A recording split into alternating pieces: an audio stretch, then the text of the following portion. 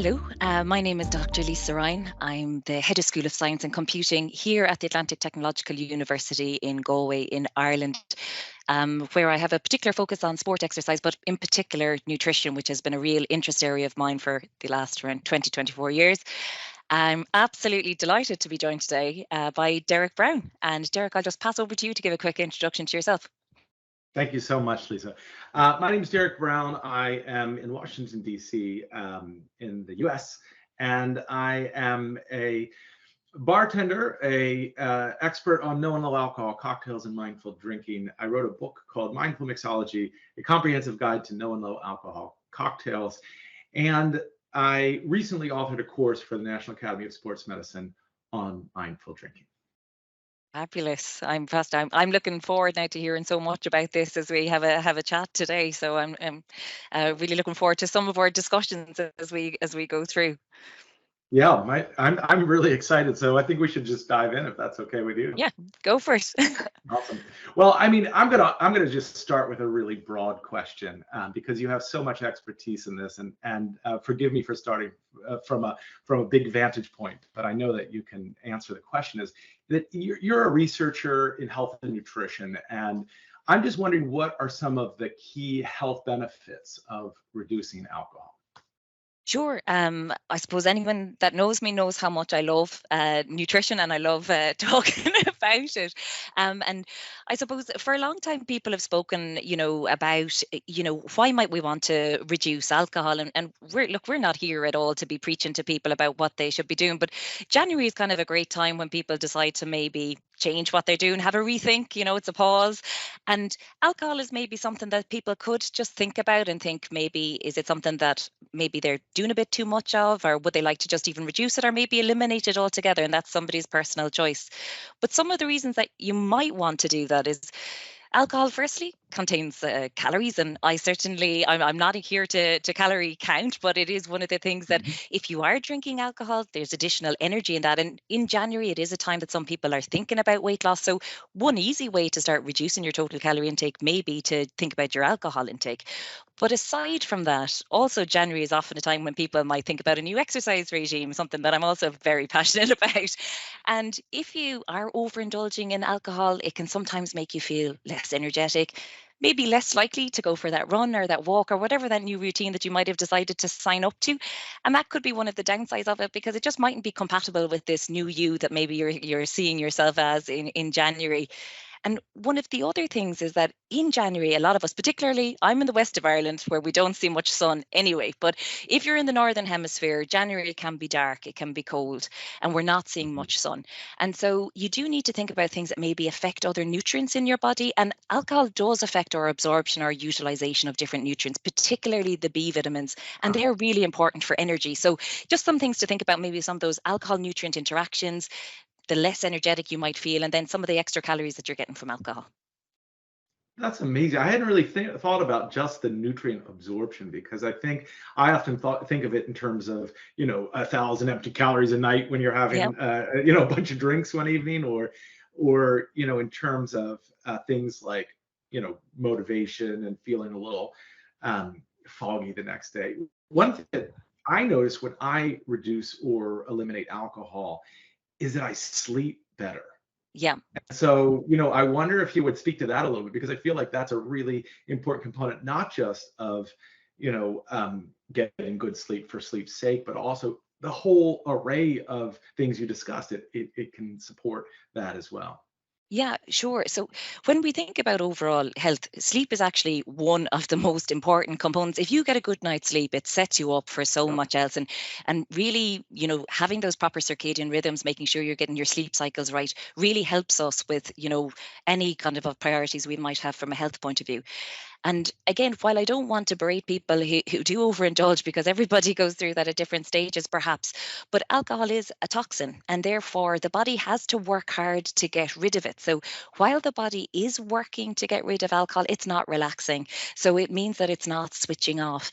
And people sometimes, if they do overindulge, go into what's called this kind of dead sleep, where you are sleeping a long time, but it's not good quality sleep. And therefore you can still wake up feeling exhausted, even if you might have slept slept 12 hours, your body hasn't been rejuvenating the way it would be able to if your body wasn't working hard to get rid of this element that it doesn't require. Yeah, and especially after the holidays when you've just been up and out and all around and you've used up all your energy, you really Mm. need that. Yeah, at least the month of January to Yeah. rest. I try to do Yeah. that. And it's interesting because I feel like some of the points you've touched on, during that, you've also shared the fact that it really is up to each individual. And that is something that I talk a lot about, is the idea of mindful drinking. And when I say that, I'm really talking about a intrinsic choice. And that word, I know you know, but just for everybody in the audience, it just means the decisions you make for yourself. Because I think we get a lot of different input on how we should drink, how we should do that. But ultimately, mindful drinking is about making choices in the way that you drink or don't drink alcohol in alignment with your goals, health or otherwise, right? And a very simple way to say that is that mindful drinking is drinking with intention. And so I think that that's really an important Yeah. part of it, right? It is up to each individual to make that choice. But what you're adding, which is so important, is that there are real consequences to overindulging. There are real consequences even to drinking on a moderate basis in some cases, but there are definitely long-term consequences for heavy and binge drinking. So I wonder if you add a little bit about that as well.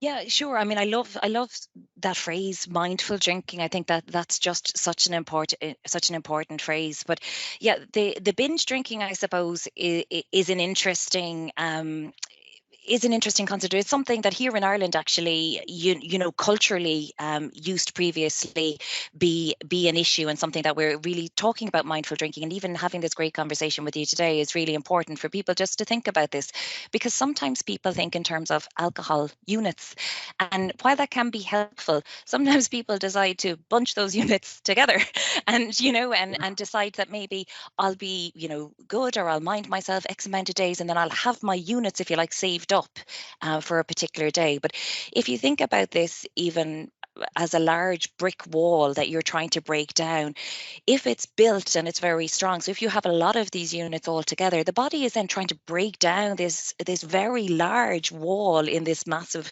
and it's very, very difficult. So it can get overwhelmed. There's a whole process that the body has to go through to eliminate alcohol. And if you're binge drinking, your body is really having to work hard to get rid of that alcohol. And of course, there are also antisocial behaviors that come with binge drinking. And I suppose that's one of the things I wanted to talk to you about, Derek, is this idea that sometimes people have in their head that I need to drink because it's a social environment. And what would you say about that? About that kind of concept, about this, alcohol being associated with socializing.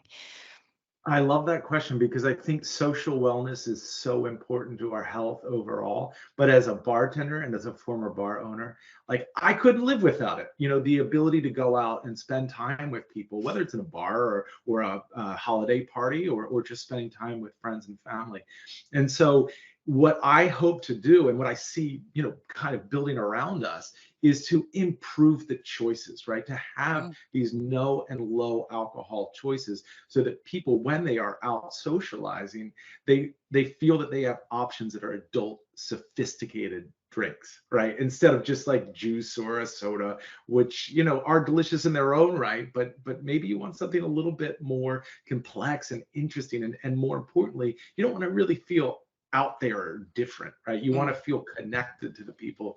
So there are some wonderful analog spirits, right? Like beers or wines or spirits that are non-alcoholic. And then there are even these really creative cocktails and unique spirits and products that are non-alcoholic. So I feel like there's really a wide range of options now. And so that one of my goals is to just get it out there, and so that Mm. people know that those are options, and that allows them to make the choices they need for themselves about how they drink. Yeah, and I So, think it's been amazing to see that kind of evolution. Like Guinness is obviously a kind of a mhm. staple here in Ireland, and then the genesis of no alcohol Guinness that has come out, and the quality of that has been a real turning point. I think even among people of my own father's age who wouldn't have believed that that would have been possible. And what are your thoughts, I suppose, on some of the new mixes that are around, the kind of cocktails, the no alcohol cocktails that you can make, and maybe some of the types of mixes that you'd put together for those? well, I just think that there are so many options. It's so great, right? Like this is, I think even just a few years back, you wouldn't have had as many Mm, interesting options. So, and those options range the gamut again from some of the ones that I discussed earlier with, non-alcoholic beers, wines, and spirits, but the cocktails themselves. I go to a cocktail bar, or I go to, even sometimes I go to like a music venue, mm. and they will have non-alcoholic beers and cocktails and really interesting things to drink, which I love because it allows me to be part of everything and participate. And I get to kind of maintain that connection with the place and other people. It's funny you mentioned Guinness, and I think it's a really important conversation just to talk about the role that alcohol plays in our culture. Mm, It is an important part of who we are. And often when we think of a place, sometimes the word terroir comes up, right? It means mm, like it's from a place. But literally, it's just that connection to a culture. And so I don't really want to throw the baby out with the bathwater. mm. I want to have a connection to the place. I want to have a connection to the people around me, and I want to enjoy the drink that I'm drinking, but I want the option to have no or low alcohol choices too. Yeah, and what do you think about this concept that some people might say that, they feel that they need a drink, to socialize, but then, we hear things like about a placebo effect, maybe we'll say, for instance, when people are out and about. Have you seen that? Is that something you've experienced? Yeah, well, this might be something that as well, because I'm sure that there's a scientific way to approach this. But I Yeah. just know for myself, and what I observe is that I can go out and have non-alcoholic beers, and all of the positive emotions that are associated with drinking are still there. The good news is, though, the tripping over things and the repeating the same topic over and over again. As much as I love my drunk uncle, I don't want to hear that continual topic over and over again. I get the opportunity to have some of the positive emotions without the negative consequences. So that's one of the really cool aspects of non-alcoholic drinks is I don't feel like I'm missing anything. Yeah, and I think it's what's also really nice is it also removes the pressure.